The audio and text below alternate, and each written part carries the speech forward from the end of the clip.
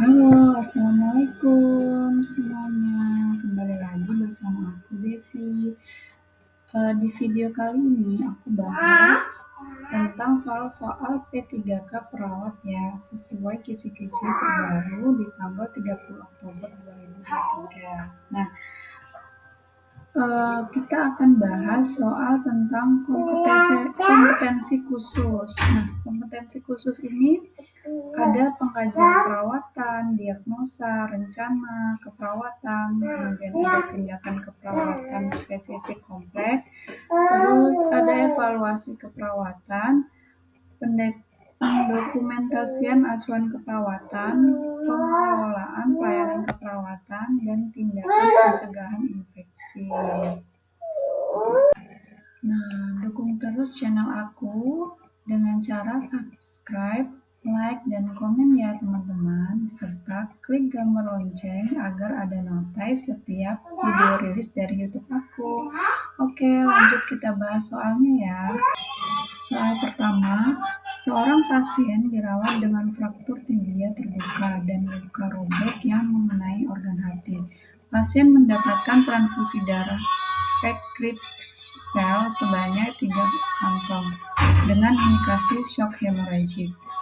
Apakah kriteria hasil yang diharapkan pada pasien tersebut? A. Tidak ada dispni. B. Tidak ada reaksi alergi. C. Nilai kreatinin meningkat. D. Saturasi oksigen di atas 95%. E. Nilai Hb dalam batas normal.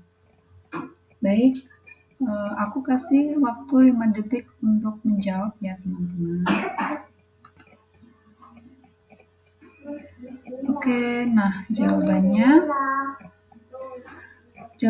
D, saturasi oksigen di atas 95%. Nah, kita lihat kembali di soal. Pasien dengan fraktur tibia terbuka dan luka robek yang mengenai organ hati. Dan pasien ini menerima transfusi darah sebanyak 3 kantong dengan indikasi shock hemorrhagic, di mana shock hemorrhagic ini terjadi karena kehilangan banyak darah. Otomatis suplai darah ke otak, suplai oksigen ke otak itu berkurang ya. Nah, di soal ini ditanyakan apakah kriteria hasil yang diharapkan pada pasien tersebut. Nah, jadi kita lihat di oksigen. Jadi kita bisa pilih di poin D, saturasi oksigen di atas 95%. Jelas ya teman-teman? Lanjut, soal kedua. Seorang laki-laki berusia 32 tahun masuk IGD mengalami kecelakaan lalu lintas dengan keluhan nyeri pada tulang belakang skala nyeri 6. Pemeriksaan fisik ditemukan cedera, retak dan retraksi pada tulang belakang, perdarahan 700 ml, GCS 10, tekanan darah 100/80 mmHg, frekuensi napas 25 kali per menit, frekuensi nadi 105 kali per menit, suhu 37,2 derajat Celcius. Telah dirumuskan intervensi keperawatan dengan mempertahankan kepatenan jalan napas dengan teknik chin-lift dan head-tilt. Apakah intervensi selanjutnya pada kasus tersebut? A. Imobilisasi spinal. B. Kontrol perdarahan. C. Observasi tanda vital. D. Berikan cairan intravena. E. Observasi kepatenan jalan napas. Aku kasih waktu 5 detik untuk menjawab ya teman-teman. Nah, jawabannya adalah E. Observasi kepatenan jalan napas. Nah, kita lihat di soal. Di soal sudah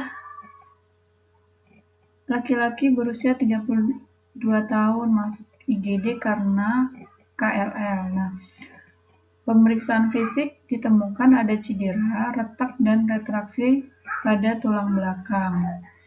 Nah, kemudian ada perdarahan 700 mili, GCS-nya 10, berarti masih bagus ya. Kemudian tekanan darah 100 per 80 mmHg, frekuensi napas 25 kali per menit. Kemudian nadi 105 kali per menit, suhu 37,2 derajat Celcius. Di sini juga sudah dirumuskan bahwa intervensi keperawatannya dengan mempertahankan kepatenan jalan nafas dengan teknik chin lift dan head till. Nah, pertanyaannya, apakah intervensi selanjutnya pada kasus tersebut? Nah, setelah dilakukan chin lift dan head till, intervensi yang selanjutnya kita lakukan adalah observasi kepatenan jalan napas. Nah, karena jika pernapasan mulut ke hidung itu diperlukan, jadi setelah kita mempertahankan dengan teknik chin lift dan head till, kita tetap harus observasi kepatenan jalan napas, karena untuk indikasi dia bisa pernapasannya berjalan lancar atau tidak. Soal selanjutnya, pasien perempuan berusia 29 tahun masuk IGD rumah sakit dengan pasien tidak sadar akibat jatuh dari motor.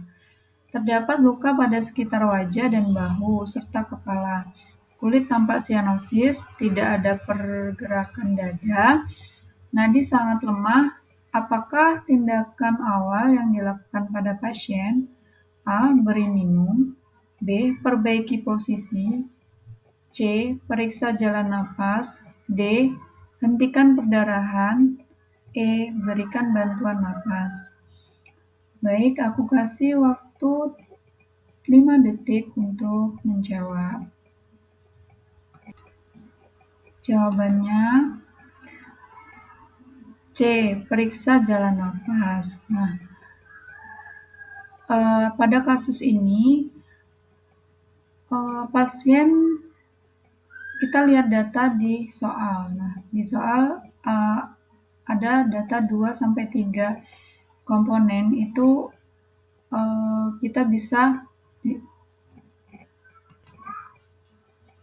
lihat dari data terbanyak ya. Di sini ada luka di sekitar wajah dan bahu serta kepala. Nah, kulit tampak sianosis, tidak ada pergerakan dada dan nadi sangat lemah. Nah, ini indikasi keadaan darurat ya. Kita tetap menggunakan prinsip ABC, airway, breathing, circulation. Nah, di sini pasien mengalami sianosis dan tidak ada pergerakan dada. Nah, ini menjadi gejala bahwa pasien itu mengalami hambatan jalan napas.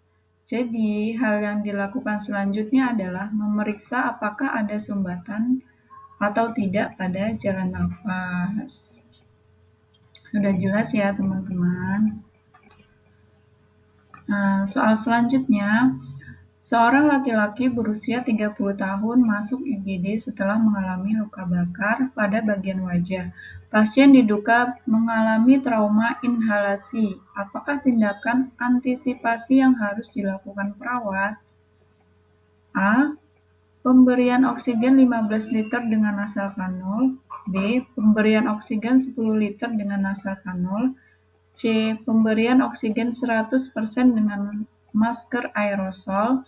D. Pemberian oksigen dengan rebreathing face mask. E. Pemberian oksigen 100% dengan masker wajah non-rebreather yang ketat. Aku kasih waktu 5 detik untuk menjawab.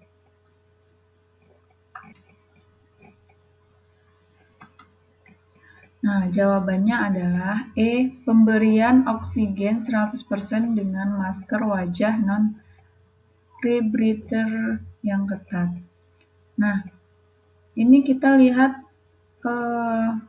di soal bahwa pasien mengalami luka bakar bagian wajah dan diduga mengalami inhalasi. Nah, apakah tindakan selanjutnya yang harus dilakukan perawat? Nah, di sini dijelaskan jika pasien diduga mengalami trauma inhalasi, maka dilakukan pemberian oksigen 100% melalui masker wajah non-rebreather dan tight fitting ditentukan sampai kadar karboksihemoglobin turun 15%. Nah, pada trauma inhalasi, orofaring ini diinspeksi ya. Jadi, untuk melihat tanda-tanda aritmia juga, blister atau ulcerasi. Nah, kebutuhan intubasi endotrakeal juga ditemukan dari hasil infeksi tersebut. Nah, bisa dilakukan intubasi endotrakeal juga ya. Kita lanjut soal berikutnya. Seorang perawat memberikan perawatan kepada seorang pasien di ruang ICU sebuah rumah sakit. Perawat tiba-tiba melihat gambaran EKG pada monitor, yaitu gambar EKG asistol. Apakah tindakan yang pertama kali harus dilakukan oleh perawat? A. Defibrilasi. B. Memberikan terapi epinefrin. C. Memberikan terapi aminodaron. D. Melalui resusitasi jantung paru. Maksudnya memulai resusitasi jantung paru atau CPR. E. Mengecek nadi dan pemasangan lead EKG. Aku kasih waktu 5 detik untuk menjawab. Nah, jawabannya adalah mengecek nadi dan pemasangan lead EKG. Nah, kita lihat konteks soal. Seorang perawat ini dirawat di ruang ICU dan tiba-tiba dilihat gambaran EKG-nya itu menunjukkan gambar EKG asistol. Terus tindakan apa sih yang pertama kali yang harus dilakukan oleh perawat? Nah, di sini gambaran EKG itu muncul pada pasien dengan gambaran EKG asistol. Nah, yaitu keadaan tidak terdapatnya aktivitas listrik pada jantung. Nah, saat menemukan pasien dengan gambaran seperti ini atau aritmia mengancam, monitor EKG haruslah diperhatikan. Jadi, kita harus terus memperhatikan perkembangan monitor EKG-nya. Karena hal ini menyangkut pada tindakan pertolongan yang akan dilakukan nantinya. Nah, lead yang lepas juga akan memberikan pengaruh gambaran yang sama, sehingga pengecekan menjadi hal yang penting pada kasus soal ini. Nah, selesai. Nah, itu aja yang kita bahas tentang kompetensi khusus di video kali ini ya teman-teman. Nah, tetap semangat ya teman-teman. Kita harus rajin mengerjakan soal-soal latihan agar kita terbiasa untuk melakukan atau mengerjakan soal-soal tersebut. Atau bisa nih nonton video yang membahas tentang soal-soal P3K juga ya. Terima kasih, semoga video kali ini bermanfaat.